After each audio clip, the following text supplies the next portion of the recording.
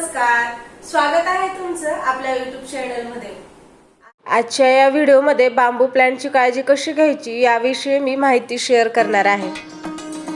तुम्हालाही तुमच्या घरातील बांबू प्लांट असाच हिरवागार, टवटवीत, हेल्दी राहावा असे वाटत असेल तर आजचा व्हिडिओ शेवटपर्यंत पहा। घरामधील वातावरण हे आनंदी, सकारात्मक आणि फ्रेश राहावं यासाठी आपण घरामध्ये इंडोर प्लांट लावतो। बांबू प्लांट सुद्धा एक लोकप्रिय इंडोर प्लांट आहे। वास्तुशास्त्रानुसार तर बांबू प्लांटला लकी प्लांट असेही म्हणतात। बांबू प्लांट हे फक्त घराची सुंदरताच वाढवत नाही तर घरातील जी हवा आहे ती सुद्धा शुद्ध ठेवण्यासाठी मदत करते। अनेक जण घराची शोभा वाढवण्यासाठी एक बेस्ट डेकोरेटिव्ह प्लांट म्हणून बांबू प्लांट घरामध्ये ठेवतात। पण बांबू प्लांटची काळजी कशी घ्यायची हे माहिती नसल्यामुळे बऱ्याच वेळा बांबू प्लांट हे खराब होऊन जातात, कोमेजून जातात। बांबू प्लांट हे एक नाजूक इंडोर प्लांट आहे, त्यामुळे ते घराबाहेर कडक उन्हामध्ये न ठेवता घरामध्येच आतल्या बाजूला ठेवलं गेलं पाहिजे। हे प्लांट घरामध्ये नेहमी ज्या ठिकाणी हवा खेळती आहे अशा ठिकाणी ठेवायचे। बांबू प्लांट हे आपण पाण्यात आणि मातीत दोन्हीमध्ये लावू शकतो, पण जास्त प्रमाणात आपल्याला पाण्यामध्ये लावलेले बांबू प्लांट पाहायला मिळतात। जर बांबू प्लांट मातीमध्ये लावले तर मातीमध्ये जास्त प्रमाणात पाणी देण्याची गरज असते। बांबू प्लांट पाण्यामध्ये लावल्यानंतर त्याला सपोर्टसाठी साईडने असे दगड ठेवले जातात। या ठिकाणी तुम्हाला काळे दगड दिसत असतील। अशा प्रकारे काचेच्या पॉटमध्ये काळे किंवा पांढऱ्या रंगाचे दगड आपण झाडाच्या आजूबाजूला ठेवले तर झाडाला सपोर्टही मिळतो, त्यामुळे झाडाची वाढ व्यवस्थित होते आणि दिसायलाही ते सुंदर दिसते। बऱ्याच जणांचा बांबू प्लांटचा प्रॉब्लेम असतो तो म्हणजे साईडचे असे जे स्टेम आहेत ते त्यांचे पिवळे पडतात, पूर्णतः वाळून जातात किंवा मग पानं पूर्णतः पिवळे पडतात, सुकतात।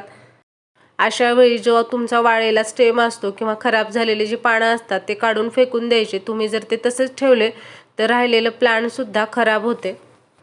बांबू प्लांट ताजा आणि टवटवीत राहावा यासाठी सगळ्यात महत्त्वाची टिप्स काय असेल तर वेळेवर त्यामधील पाणी बदलणे। पॉटमधील पाणी आठवड्याला बदलले तर पाण्याची दुर्गंधीही येत नाही आणि आपले झाड सुद्धा व्यवस्थित वाढते, अगदी हिरवेगार दिसते। पॉट सुद्धा पाणी बदलण्याच्या वेळेस आपण स्वच्छ करणे गरजेचे आहे। पॉटमध्ये जर घाण असेल तरी सुद्धा आपले झाड हे खराब होते, त्यामुळे आठवड्याला पॉट स्वच्छ करून घ्यायचा आणि मगच त्यामध्ये पाणी भरायचं। आणखीन एक महत्त्वाची टिप्स म्हणजे ज्या पॉटमध्ये जे आपण पाणी भरतो ते नळाचं न भरता फिल्टरचं पाणी भरायचं। नळाच्या पाण्यातील काही घटक हे बांबू प्लांटसाठी हानिकारक ठरतात, त्यामुळे बांबू प्लांटसाठी शक्यतो फिल्टरचंच पाणी वापरायचं। बांबू प्लांटची जी मुळं आहेत ती पूर्णतः पॉटमधील पाण्यामध्ये बुडली गेली पाहिजेत याची आपण काळजी घ्यायची, तरच आपल्या झाडाला पाण्यामधून व्यवस्थित पोषण मिळेल।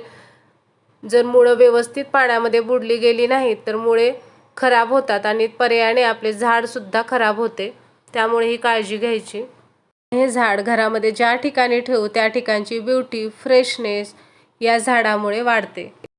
अशा सुंदर लकी बांबू प्लांट विषयी जर आपण काही गोष्टी लक्षात ठेवल्या, जसे वेळेवर पाणी बदलणे, फिल्टरचे पाणी वापरणे, पॉट स्वच्छ ठेवणे, खराब झालेला प्लांट पार्ट काढून फेकणे आणि हवेशीर ठिकाणी हे झाड ठेवणे, तर आपलं सुद्धा बांबू प्लांट हे हिरवेगार, टवटवीत आणि हेल्दी राहील। मग मंडळी, कसा वाटला हा व्हिडिओ तुम्हाला? हा व्हिडिओ जर तुम्हाला इन्फॉर्मेटिव्ह वाटला तर लाईक करा, शेअर करा आणि अशाच प्रकारचे cooking, gardening, travelling, lifestyle vlog पाहण्यासाठी आपल्या चॅनलला सबस्क्राईब करा।